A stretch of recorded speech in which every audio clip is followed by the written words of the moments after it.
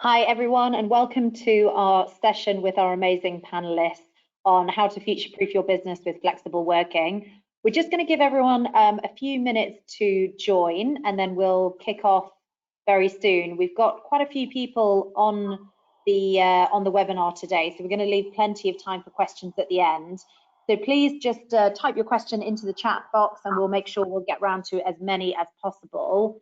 If we don't, for whatever reason, we are going to make sure we get answers to you anyway in a roundup email. So don't worry if we don't get to your question, but please do, as the conversation goes, pop those in the chat and we'll kick off in a couple of minutes.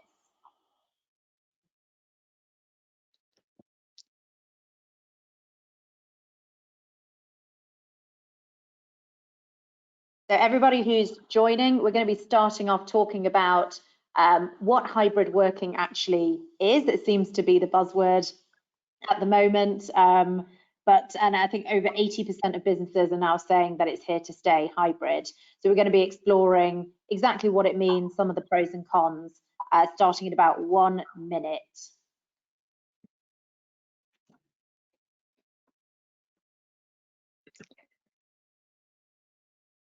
If you are also a remote first organisation, that's going to be a main topic of exploration, how to keep the culture going, how to manage things. And so please, again, put some questions in the chat for Alicia, Jules and Ben to answer, and they will give you the wisdom of their experience.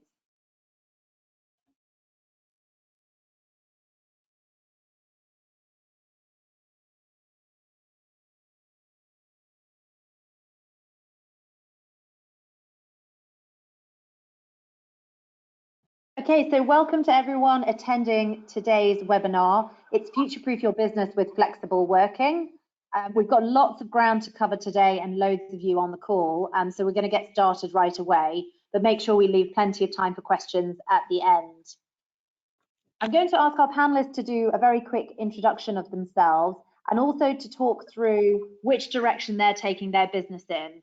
Are they going down the hybrid route? Are they going down the remote first route? Are they going to be much more office centric as soon as we can post-pandemic?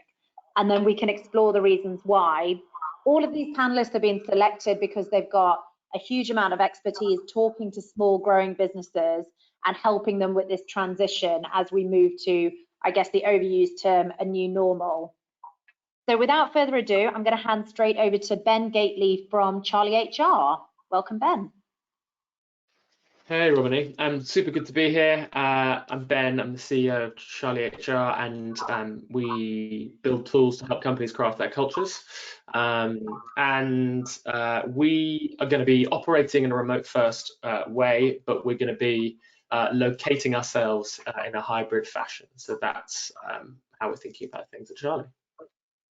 Okay, I'm going to explore that in a bit more detail shortly. And just to let everyone know, we will be sharing contact details and company details with all of the delegates after the session. So if you want to contact Alicia, Jules and Ben separately, you can do. And any of the topics of reference, reading material that we talk about, that will also be sent in a follow-up email. So you don't necessarily need to make notes. We will get that all to you.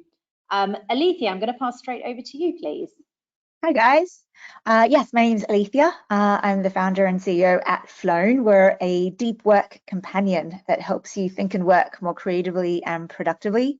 We actually started during the lockdown. I raised my fundraise, my pre-seed fundraise during the first lockdown, and then hired all my team in the months preceding that. So yeah, we are a company entirely born of lockdown, and so at the moment are almost entirely fully remote, although we've been finding opportunities to co-locate for certain days here and there, which is a massive treat. Brilliant, thanks Alicia. And it's worth pointing out that although Alicia's recent experience with Flown is in a remote first world, prior to this she was the founder of Skimlinks, which recently exited, and that was the opposite. So we'll be talking about those two varied experiences as well. Jules, over to you. Hi everyone. Yeah, I'm Jules. I'm the co-founder of Tally Market. Similarly, we were born during lockdown, so at the end of last summer. So yeah, we are remote first, but we are hybrid in the way that we do meet with the team in fixed locations a few times a week. So we have no permanent space, but we obviously do meet as a team. Fantastic.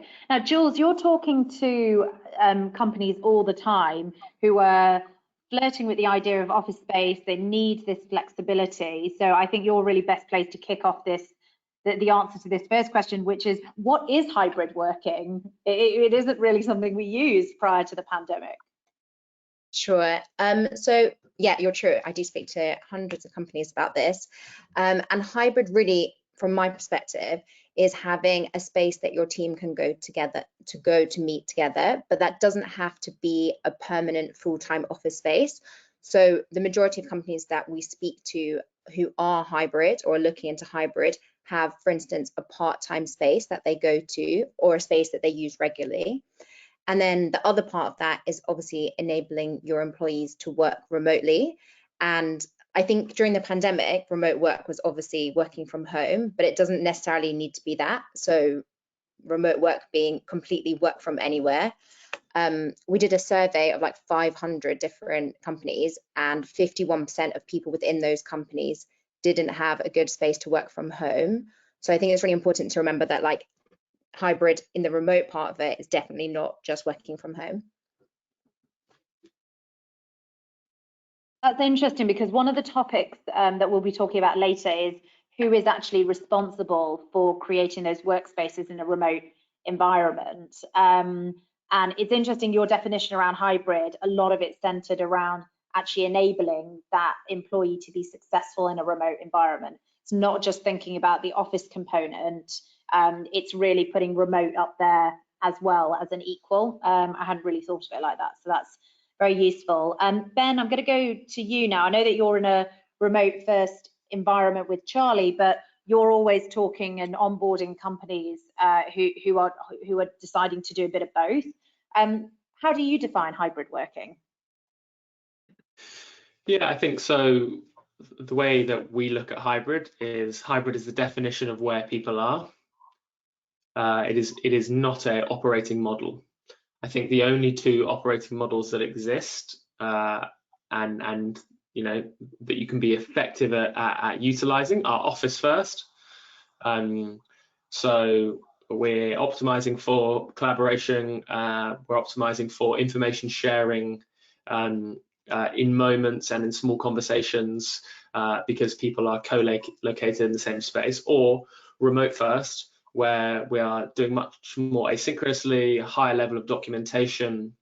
I think you can really only operate in those two ways. But hybrid describes where our people are. So our team are hybrid. We have people in the office today. I'm at home. We've got people abroad. We've got people in different locations across the country.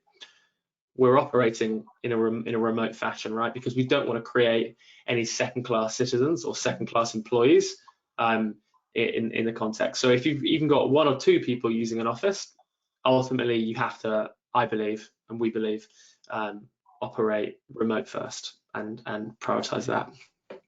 Makes sense, and I'm a bit biased, but I do agree with that stance, and I can see Alicia nodding as well. So I'm going to go straight on to you. Can you tell us how do you define hybrid? How does it actually work in practice? So I think that when I started Flown, I started it while traveling around Portugal and Spain. So, and you know, we didn't really have a choice either to be co-located. So we very much began with a fully remote mindset, and our systems, our documentation, our processes, our team are entirely distributed. Not entirely, they're mostly UK based, although we do, but certainly not all London centric. But now what we have found that as the restrictions are starting to ease, we are putting on, we don't have an office, but we arrange for the team to meet, similar to Jules, in a central location. And so I've had since, you know, I've been doing this company now about 6 months. I've met in person, you know, a handful, you know, a few of the team now on a every week or 2 weeks now that I'm back in London.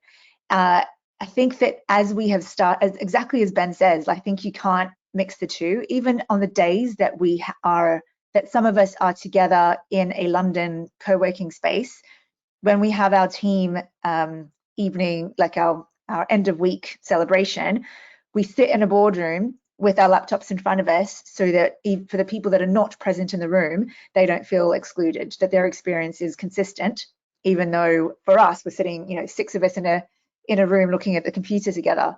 And I think, as Ben says, it's really important that you do that. Otherwise, your remote employees start to feel that they're missing out on something.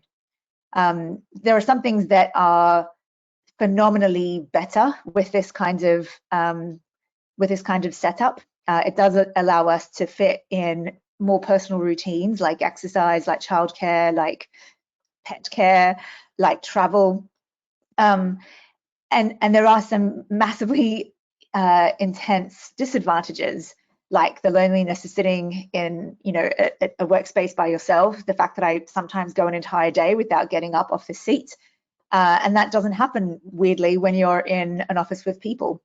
And I think that hybrid, I suspect that hybrid is going to become a lot. All these companies thought that they're going to be entirely remote. I think that there will be a massive move towards hybrid, as the recognition that people are not geared towards working by themselves 100% of the time.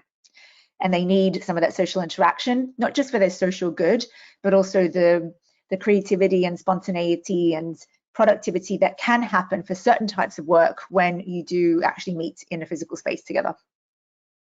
Okay, that makes complete sense. And a number of the businesses that we talk to who are listening on this call are wrestling with exactly this issue. They've got a portion of their workforce that want to spend a portion of the time in the office for a number of the reasons that you all talked about. They don't want to be just sitting by themselves. Often the circumstances at home aren't optimized for work, and we'll talk about that a little bit later. But then there are people who really want to embrace a remote first model. So a common theme that we've seen with companies on the call today is they've got some people that are working remote, some that are coming into the office. It's interesting, Ben and Alicia, that you both said in those circumstances you operate almost a remote first approach. Can you elaborate on why you came to that decision? What have you seen that's informed and said, actually, this is the route that we need to go, and these are the tactics we need to adopt? Yeah, I mean, I think it talks to, you know, this idea that we're all trying to build, you know, diverse and inclusive organizations, right? And we obviously can think about that in terms of the people that we bring into our organization, right? The people that we promote, the people we put in leadership positions. But actually, the experience that people are having plays a huge part in terms of inclusivity across an organization and how people feel involved or not. And so when we talk about, you know, Alicia's example of people in a boardroom with laptops in front of them and people, you know, externally dialing in, you know, that's a really great example of wanting to make sure that there isn't a better experience or a different experience or a more inclusive experience for people in an office versus those that aren't, because at that point you're starting to create very different feelings and emotions attached to those experiences, which we want to try and avoid. Totally agree. Do you know, the moment that it really, it seems like a bit of a tangent, but I think it's very relevant. I organized a baby shower recently for a friend. Some of the people were scattered around the world. Some of them were in the UK and were able to come in person to the actual gathering. It was a very challenging event to run because we were trying to make the people on the Zoom chat feel like they were having a good time, but people would come into the physical space and start chatting in the corner, start going outside. And I got a little bit cross because it was really unfair for the people that had made time to be on the Zoom call. And I could see it was very stressful for the mother-to-be because she was trying to accommodate both types of people. And I think the only way those kinds of events can function is if you optimize for the remote team. And there are and it's harder. It isn't a better experience, but if you have made the decision to support some degree of hybrid or remoteness, the price that you pay for that is you all must commit to making remote first for your comms and your communication your comms be the default. Yeah, and I want to spend some time exploring that, but I do just want to add something that we've noticed on the diversity piece, which Ben touched on, because this concept around hybrid, and a lot of people in our sectors in particular, the kind of progressive tech companies, we're like, oh, you know, remote's great, and actually there's lots of downsides to hybrid, but actually the larger institutions, financial services, international companies have been making this model work for decades. But the unintended consequence of that has been a diversity issue in a two-tier structure, which I think all of them will agree they've ended up having. So now it's like, okay, well, how do we learn from this and avoid making the mistakes of the future? And I think, Alicia, what you just said there around communication is very central. So Jules, for you and the companies that you're seeing who are adopting this sort of hybrid approach, what approach are they taking in terms of kind of communication and just the operating rhythm and comms to their business? Is it that remote first, or is it a bit of both? Yeah, it's a good question. It definitely is, as these two say, like you have to optimize for first for sure. I think the thing that I talk to us about to make sure that happens in an effective way is like being really outcomes driven culture. So for those two things, the big things that I see or think about is like really being metrics based for everyone. And then also a huge one is like just gratitude. So a lot of companies have implemented better ways to communicate gratitude to their employees, whether that's like stand-ups at the end of the day or like a Slack channel that's like gratitude, because I think that's something that can be really missed in a remote environment, is just being like, that was really great, or, you know, you did really well in that meeting. So that is like a huge thing that I think, yeah, really needs to be optimized when people are working remotely. Yeah, the more frequent and immediate feedback loops, which frankly is just good management across the board, whether it's with peers, people reporting into you, or above as well. So yeah, makes a lot of sense. Let's for a second park remote and hybrid and pretend that the pandemic isn't happening or it's just completely gone away. And I can certainly see the pull for companies to go back to a pure office-based environment. What's your immediate reaction there, Jules? Let's start with you in terms of employee attraction and employee engagement. What are the consequences for companies taking that decision to go, this hasn't happened, we're going straight to the office? Yeah, it's a good question. So we did, like, as I said, this survey with 500 companies and employees, and it was like 78% of people rated flexible working locations as like the top benefit of working at a company. And I was actually speaking to someone from Nutmeg yesterday, and they said they were really struggling to hire at the moment because it's a really hard environment to hire. And then when they changed all their job specs to saying that you only had to come in once every 2 weeks, they literally were flooded with applications and had so many better people apply. So I just think it's like a given that if you want to attract the best employees, then you have to be able to offer kind of like a hybrid or a remote working policy.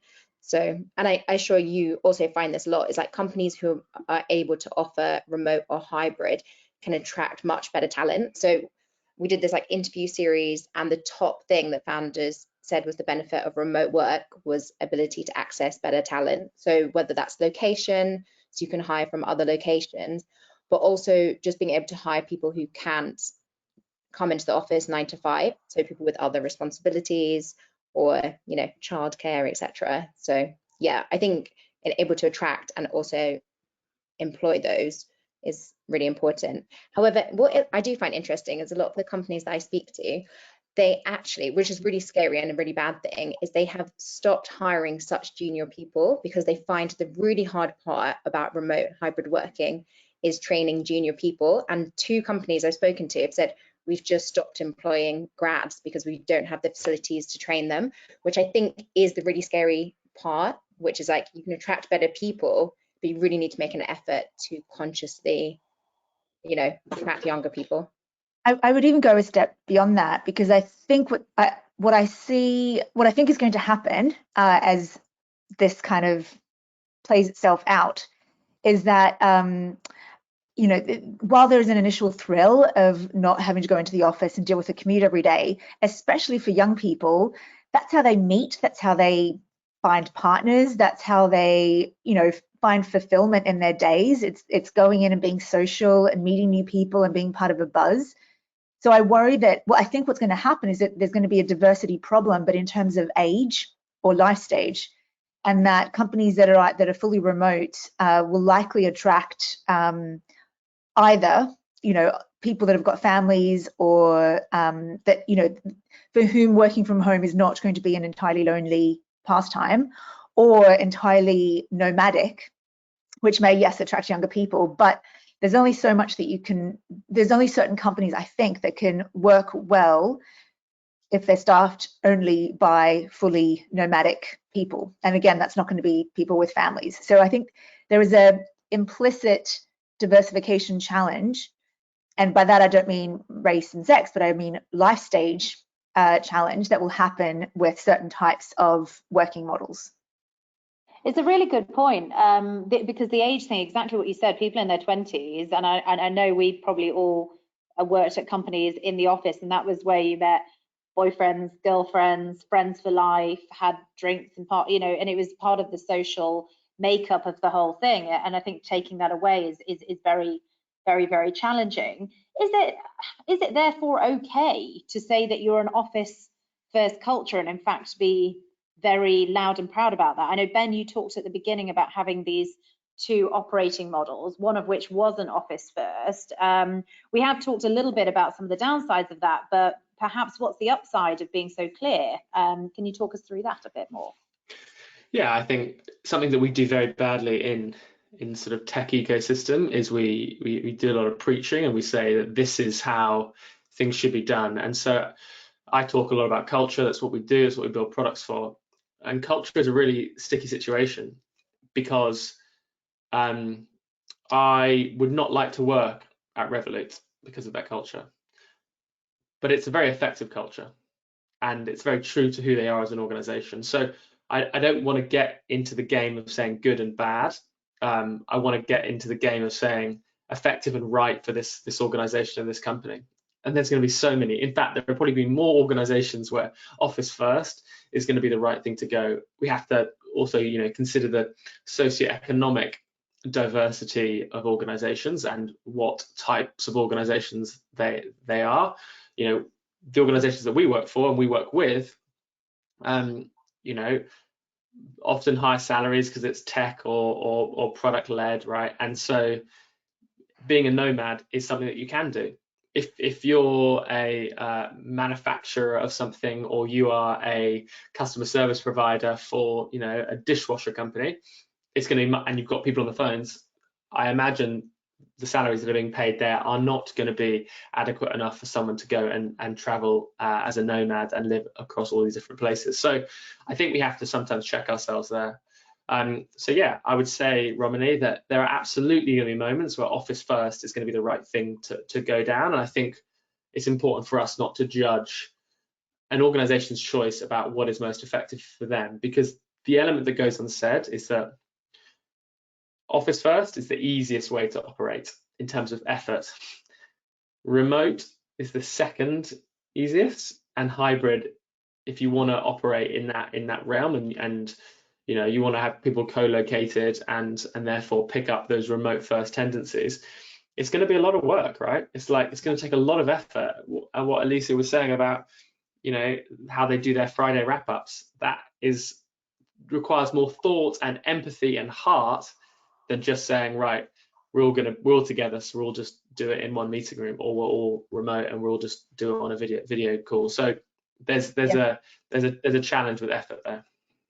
And Romanie, you mentioned it before, and it's probably a good time to raise it. My last company, Skimlinks, was very deliberately co-located, and I remember that my head of people persistently wanted me to change that policy because we were trying to hire engineers at the time, and it was proving difficult to find London-based engineers because it's such a competitive market. And she kept saying, if we just, you know, allow some people to be remote, we will have access to a lot more talent.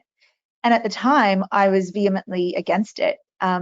because our culture, as Ben says, was very much one of camaraderie. It was very much about the sport games that people played at lunchtime, the drinks that they went to, the games that they played at lunch. It was a very collegial, very fun culture, and that's what made it strong. And I knew that if I started to make exceptions, it would weaken the cultural bonds. And also for our type of organization, those water cooler moments of serendipity were very, very powerful, and a lot of great things came from them. And I was not prepared to switch to, as Ben says, the much more difficult hybrid model. Our systems just were not equipped for it, our culture was not equipped for it, and I knew that it would be a mistake. With starting Flown, I've gone, I started it completely an inverse way, but that's because I very intentionally said, right, we are going to build a remote first culture. So our entire organization is all about documenting things well. We document everything well. We have very, very clearly defined communication protocols about what decisions are made, by whom, by how, what method of comms we'd send for different types of things. It's all decided ahead of time. We onboard people with that knowledge, and we operate in that way. That's not to say it doesn't come with challenges. It is a hell of a lot easier sometimes to make decisions or to be creative when you've got a bunch of people in a room and you really have to go an extra step to make it work. But we made that decision for this company, and we're in a better position than I was with Skimlinks to make this kind of model work for us. Yeah, and I think the consistent theme here is you're actually being very clear. At Skimlinks, it might not be to everyone's taste, but a little bit like Ben's example with Revolut, you know who they are and what they do and what they stand for, and then you as a candidate can choose to opt in to that culture or not. One of the dangers with hybrid that we're seeing is that companies are choosing it without being too thoughtful, because they're being led by the market, because it's what everyone else is doing, not because it's right to their business. And then what's going to happen is they'll change their, they'll encroach in little steps, and gradually that company will become irrelevant for the people who have joined. And that's a really expensive strategic mistake to make. So I think the sort of lesson as we hit kind of the halfway point is just be really thoughtful about what organization you're building for the long term, what kind of people you need as a consequence, and be bold about which direction you want to go in.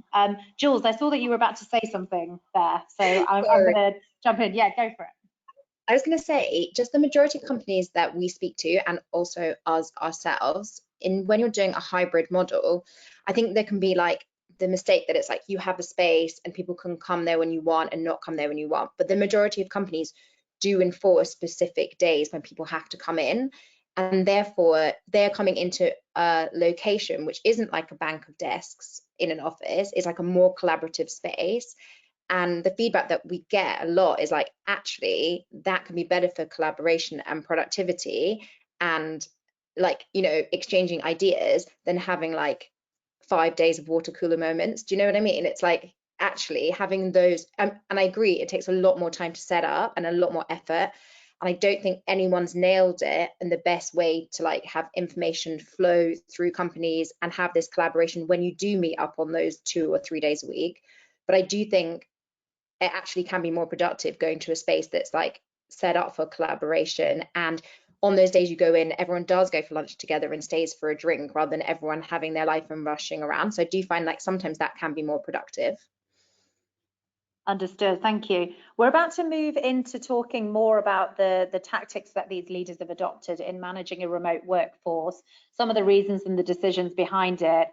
We're also going to explore culture in a bit more detail as well, and some of the logistics around remote working. If you have any questions about anything to date, please put that in the chat. We're going to make sure there's plenty of time for me to ask the panelists at the end. But for now, I'm going to go back to Alicia, because you're building quite a different business. And as all of you have said, it takes a lot more energy to do a remote first approach. Why are you going through the bother of doing it when, Skimlinks works really well in an office first? Is it just that times have moved on, or is there a bit more to it? I think the initial driver, because I did start with the concept of Flown just before the pandemic hit. And I knew that I wanted to be remote first anyway, because I hadn't done it before. And I felt that it was that the technology and the technology had come to a point, I realized, where it was possible to do it. And I was I was enjoying the travel that I was doing and wanted to continue doing that. Then the pandemic hits and no one had a choice. And then now, as it's been easing, I have to say it's been, we have been talking about it a lot internally about how we want to progress from being fully remote or moving to hybrid.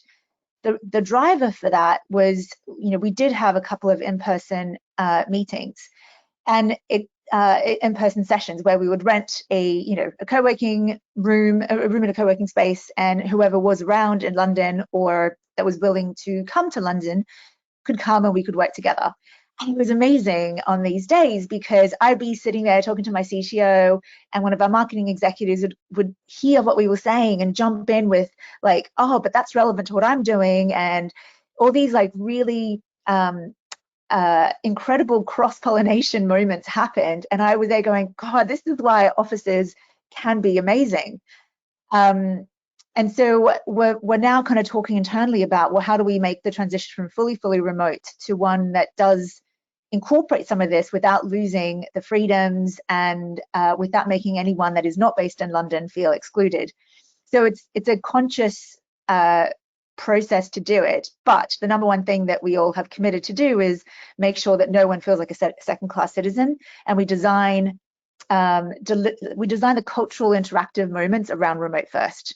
The networking that we do, the socializing that we do as a team is optimized towards this environment, and we set aside budget for regular in-person meetups, which I think is what probably a lot of companies are going to do. They probably are saving a hell of a lot of money on office rental, and instead will be able to allocate a subset of those savings into bringing their team in person together, yes, for work, but also for the kind of really powerful bonding that can lead to future productivity. Yeah, makes total sense. Ben, what are the process must-haves, the tactics that you've adopted? Alicia talked a lot about documentation, and we're going to go into that in more detail. But what else has been, must-have, and that this is super important for the operating model that you've adopted to work, and companies similar to you as well that you talk to? Yeah, so if I can, I'll give a sort of a framework for people to use. So when we think about culture crafting, we call that culture ops, and there are 3 buckets so that drive your culture. If you're trying to drive a remote culture or an office culture or a culture that allows for people to locate in a hybrid fashion, those 3 buckets are the people you have in the room. So you should be thinking about who you're hiring. Does how you're going to operate now adapt the types of people that you need? For sure. Leaders. Do you have the right leaders for a remote organization or for an office first? Are they malleable? The second bucket is your processes. So that is the learned sort of ways of operating within the business. So thinking about things like alignment would be one really high up on my list if we're going to be remote. So are you going to use something like OKRs, or are you going to use some other kind of framework to drive that alignment? The other one would be documentation that would sit under processes, as Alicia says, like how are you documenting your decision making so that people can refer back to it, so that people can easily be kept in the loop. And then the final bucket is a policy. So policy both in terms of written things down that might sit in a handbook, but also the behaviors that we have, right? Romanie, when you show up to work and do things, those behaviors other people mirror, because that's what we do as humans. So when we think about policy, it's how are we going to treat mental health? How are we going to support that in a remote environment where maybe there's less human contact? So maybe people need a bit more support with their mental health. Traveling is one that comes up a lot, right?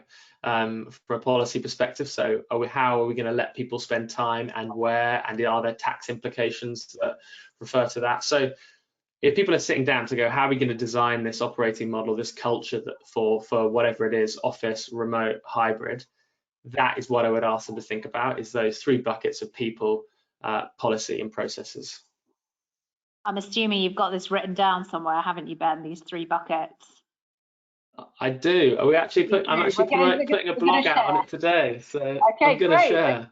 Look at that for timing. Great. So we will also be sharing that with everyone as well, because my follow-up question to that is, where do people go for the answers on? Some of these are simple questions to answer. Some of them are much more complex. How do they develop the thinking, the frameworks, some of the answers quickly, so it's not an incredible management overhead? Do you guys have thoughts on resources and that people can go to? Not so much resources, but there was this stat, I'm just looking at it now, that we were talking about yesterday as a team. It was this study done that was mentioned in Cal Newport's blog, which is about the fact that during this pandemic, the total number of hours worked increased by about 30%, including a rise of 18% in working after normal business hours. However, the output did not significantly change. So actually, in real terms, productivity fell about 20%. And the reason for that, he says, is because of the increased amount of time spent in alignment and coordinating discussions. And I think that really hit me very hard, because I think I look at our own company. We're a company that is trying to help people be more productive and creative. And even we sometimes struggle with it, because so much of our time is spent, okay, we need to schedule time to reach alignment on this decision. We need to spend time working out when we can all meet at a certain time. In an office, if we were all sitting next to each other, we could probably just holler out to someone, and that kind of alignment and coordination of activities is much more implicit and much more rapid in a co-located environment. And one of the biggest challenges of productivity in a remote or hybrid environment is how to coordinate and achieve alignments without achieving burnout. Because I think that, just look around, I think everyone probably is nodding in their seat going, yeah, that's what's happening to me. Yeah, and that is a consistent theme that came up with when we were talking to delegates as well. Lots of business leaders, lots of HR managers, and all of this decision making and fact finding is falling onto them to figure this all out. And it's exhausting, because it feels like a management overhead. And one of the things that we think at Juggle is actually, no, it should be more about creating a space where people can self-manage. It's about creating an environment where it's less to do with command and control, and the business leader is the one who always has the answers, and more to do with people being able to thrive and be successful. And Alicia, I know that's the environment that you're creating. With that in mind, I want to talk a bit more about deep work, because you alluded to the lack of productivity there, and I know that all of you are very passionate about making space for your team to have time for deep work, and you as leaders, but it's really difficult to do that.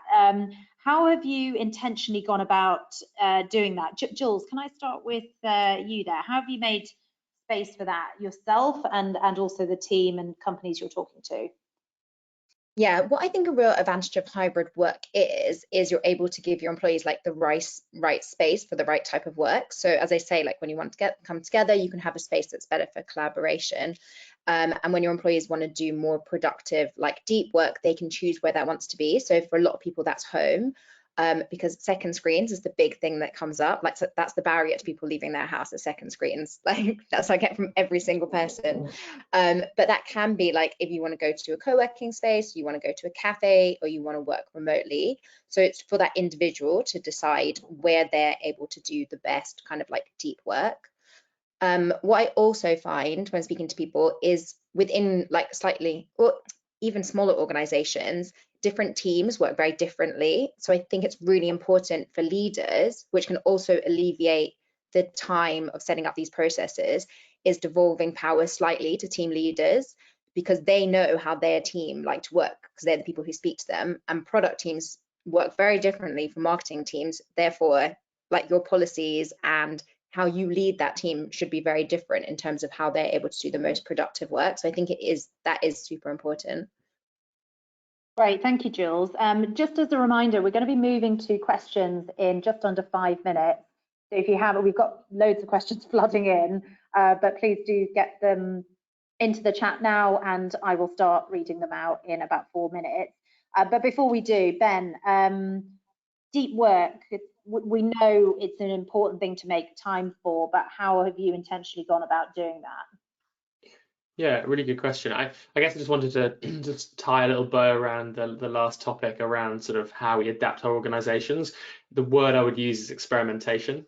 I think it's very easy for anyone operating a business, starting a business, to kind of like read loads of business books like that and think that all of those people have the answers. They don't. Like, they're making it up. And that's what worked for them.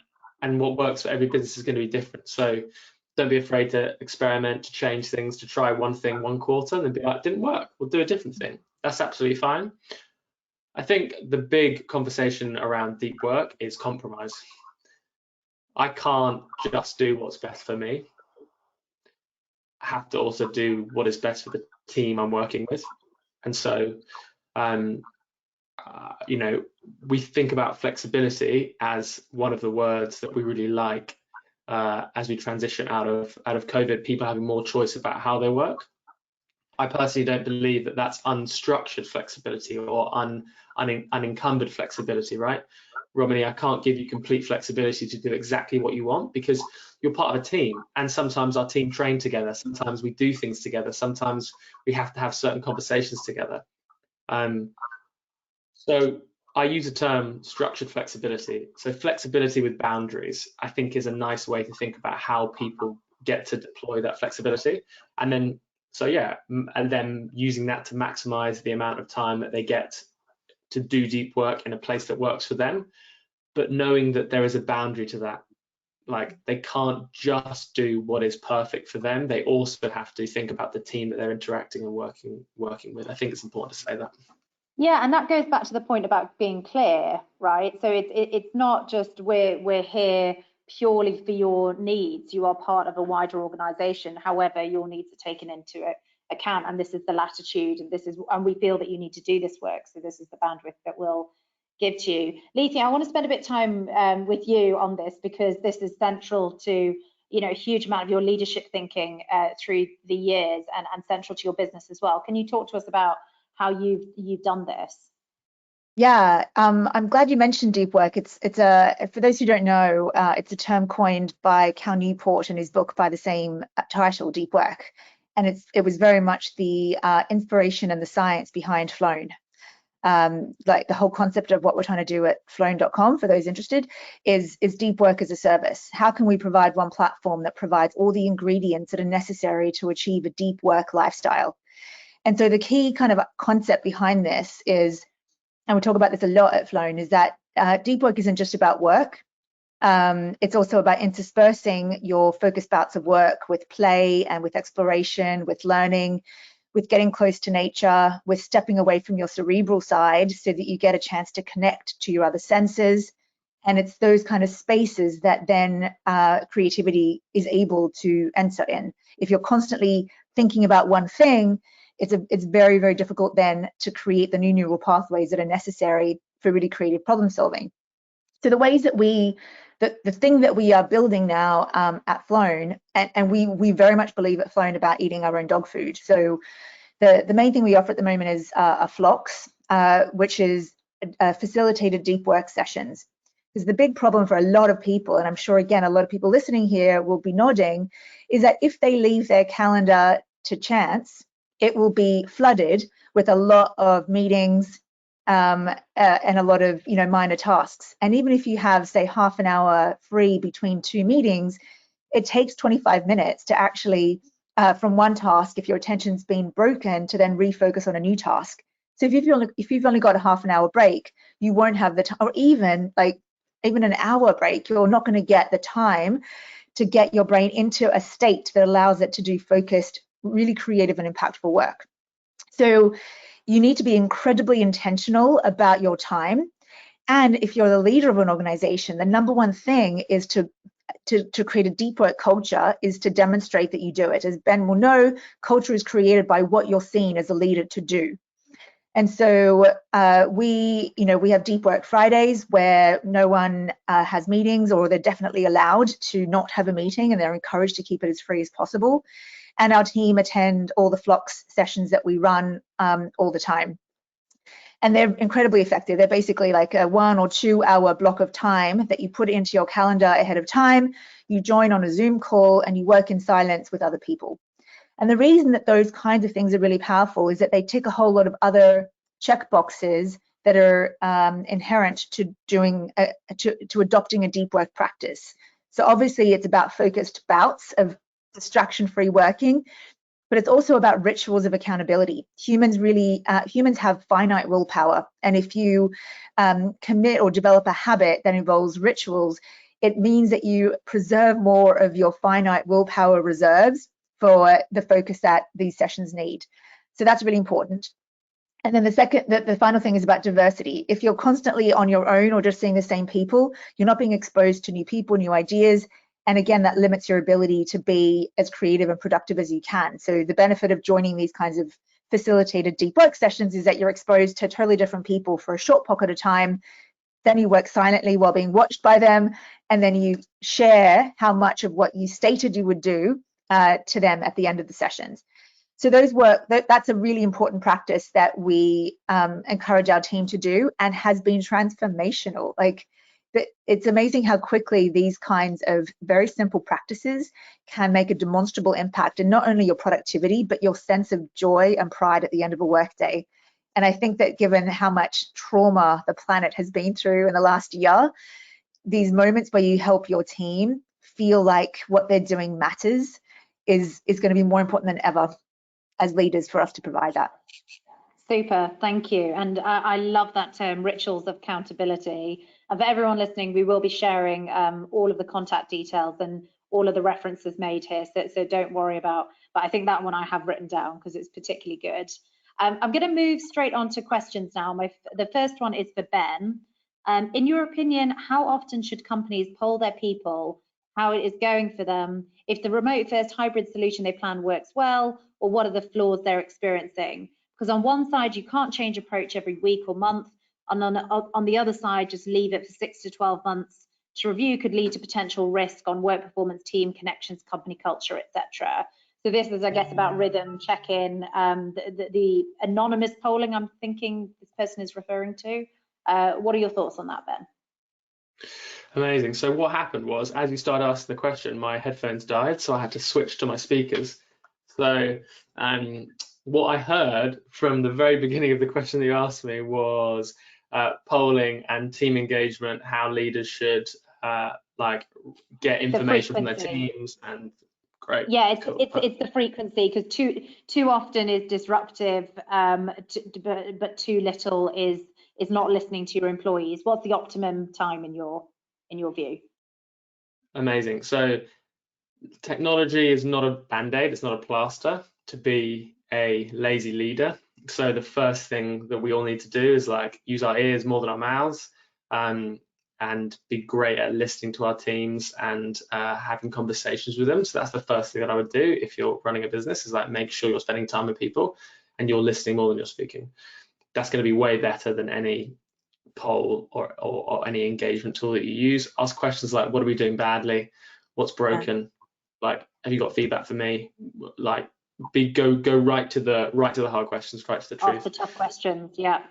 Yeah, and then just share some of your own vulnerability as well. I think that especially younger people, if they don't have the example of watching if you don't have a co-located office to watch how you interact with the boss, it can be very intimidating to give direct feedback to a boss when they haven't seen other people do it. So it's really powerful to open with your own vulnerabilities and create the space where they're then free to critique you. Sorry to interrupt. No, massively agree. You're spot on. That's the best way you're going to get good information out of people, is by sharing how you're feeling yourself and sharing those vulnerabilities. Very true. And in terms of cadence, do you see that as doing it on perhaps a weekly basis and then more of a formal check-in monthly? What sort of frequency? we do a bigger poll sort of once a quarter, Okay, and a bit more in depth, rather than constantly being peppered with questions. I think when you're constantly peppering people, you're much more likely to see like micro changes. And what you really want to look at is like, how are we feeling about a topic or a situation over a long period of time versus, right, the news is really bad this week, therefore we're all feeling really bad. That's less useful. What we want to see is people's changes in opinion over time. Got you. Okay, perfect. The next question is, it's a little bit tongue-in-cheek, but it does, I think, that there's a serious theme to it. I'm going to direct it to Alicia. Are you suggesting when you're in the office and go for lunch or have drinks after work, then for a remote first approach, you sit in a restaurant pub with a laptop and on Zoom? I see this as a real challenge. Fair. It's true. And yeah, I think that I'm accepting that with a remote first company, your team have to derive value from the work itself and less from the camaraderie formed around it. And that's the biggest difference. Like my last company, Skimlinks, it was quite, you know, we did automated affiliate marketing technology. It was not a very sexy business. So that's why I made the decision to make it a brilliant culture. And so people loved working at Skimlinks, not because of what we were doing, although it was good and successful, but it was because of the team and the camaraderie and the spirit that they were part of. With Flown, what we're doing is infinitely more purpose-driven and very interesting work. And so I'm in a position where the central point of joining Flown is not the camaraderie around it. It's a price we pay. I enjoy camaraderie. And the team, enjoy it too. And when we get moments to do it, it's great, but it's not the central point of working of the organization. We still make time to be jolly and to have social events, but no one wants to sit around longer than they need to on a Zoom call. So we need to make working at Flown be about more than the camaraderie.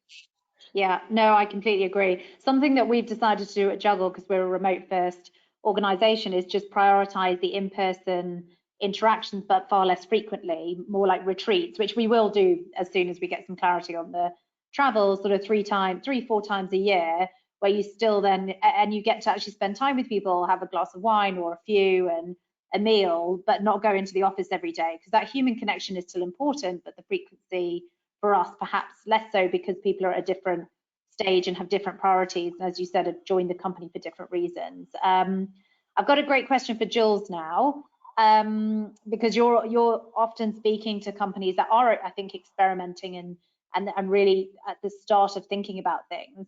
How do you balance experimenting whilst creating a sense of stability for employees? I think you just have to be really honest with your employees. Like, everyone knows that now is a really volatile time. No one knows what's happening. I think, as Ben said, like really just like listening to your employees. Obviously, everyone has done the survey that's like, where do you want to work? What do you want to happen? That is really important, but listening more to them and having direct time and calls with them to find out what they want.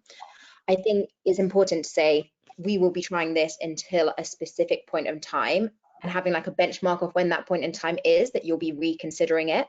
Otherwise, you will have employees coming to you saying, when's this changing? I'm not completely happy. And you just need to be open that it is an experiment and what those time frames are. I think everyone that I speak to at the moment has kind of an end of this. We're going to do this until September, and then from September onwards, we're going to rethink.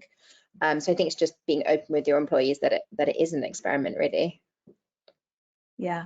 And also just to be really compact, like I keep having to remind myself and my team that when they're having those moments of being a bit down, which can happen, it's very easy to get trapped into thinking that it's just you or that or your personal circumstances. And I think it's really important that we remind ourselves and our team that we have just been through one of the worst global traumas that has ever happened. Like, even when there's been world wars, you've been like, the thing that defined the Blitz and so on were the fact that people formed closer bonds, that they hid in shelters together, or they rebuilt homes together. The thing that's defined this pandemic is isolation. And that is more toxic to humans than almost anything else. And we have just endured, global solitary isolation for a year. And that will manifest in a lot of really pernicious, hideous ways that as a manager, you just have to hold space for. and it will manifest in lots of different ways, especially if you have a young team, especially if you have a young team that are living on their own or are working from home in a not ideal work situation. It's very easy if you're, comfortable enough to have a big home and have your own separate study. But if your team don't have that, it's bloody hard. And without empathy and creating the space for feeling that hurt and that fear and that loneliness, I think it can be cancerous if you don't catch it and deal with it and confront it. Yeah, I completely agree.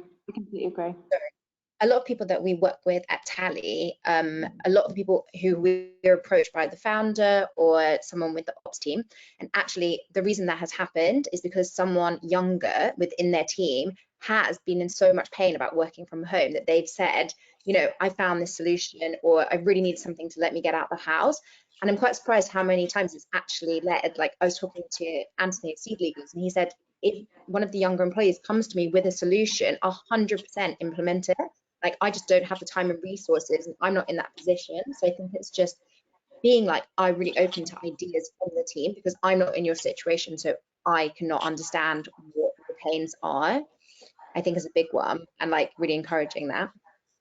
Yeah, so opening, like making sure you're creating that culture where they can just come up to you with ideas and fears and talk, so making yourself vulnerable as well. I want to finish by getting some actionable take homes for the audience today. So Jules, I'll start with you.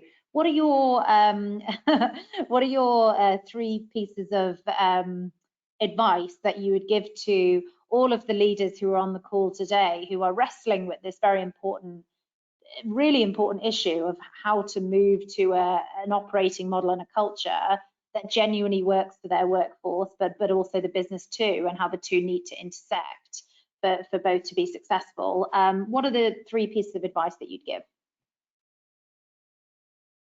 Sure. I think the first relates back to just what we said about being aware that really the younger or sometimes the less well off don't have a great space to work at home. So really being aware of that and finding a solution for that. Otherwise, you are really marginalizing some employees.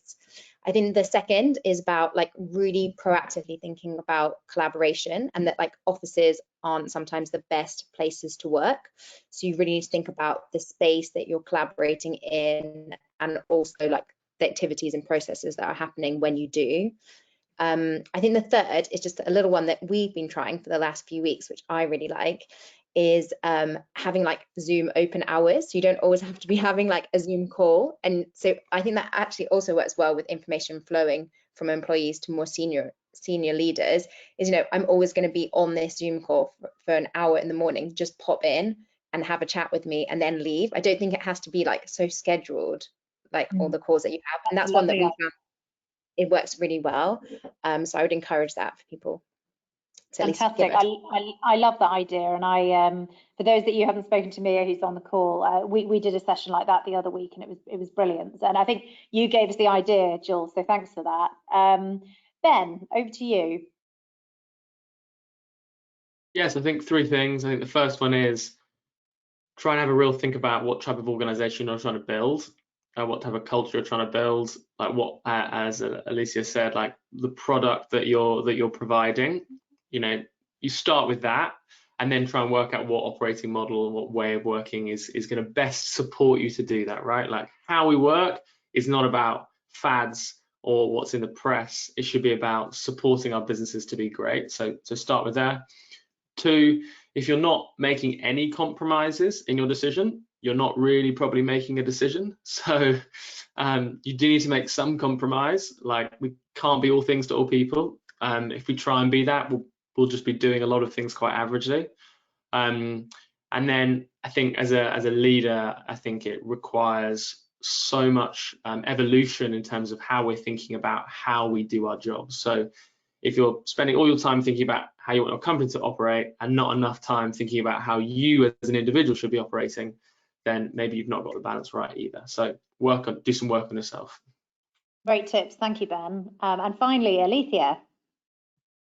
Okay, my 3 things. I think the first, and one that we really stuck to, is developing a communication protocol.